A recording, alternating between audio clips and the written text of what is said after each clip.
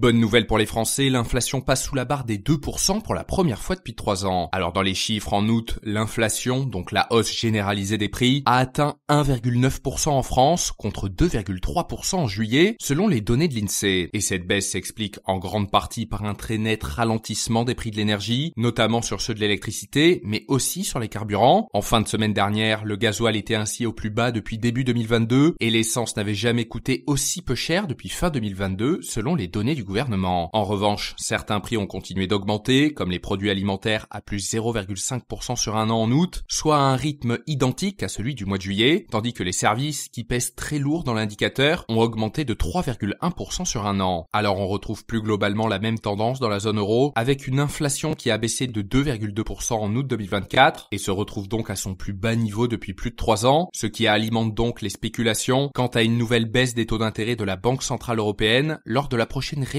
de politique monétaire le 12 septembre. Pour rappel, en juin, l'institution avait déjà décidé de baisser de 0,25 points de base les taux directeurs en les faisant passer de 4,5 à 4,25%. Et en septembre, les taux pourraient potentiellement descendre à 4%, je vous tiendrai au courant. Et notez que ce podcast est soutenu par Quorum l'Épargne.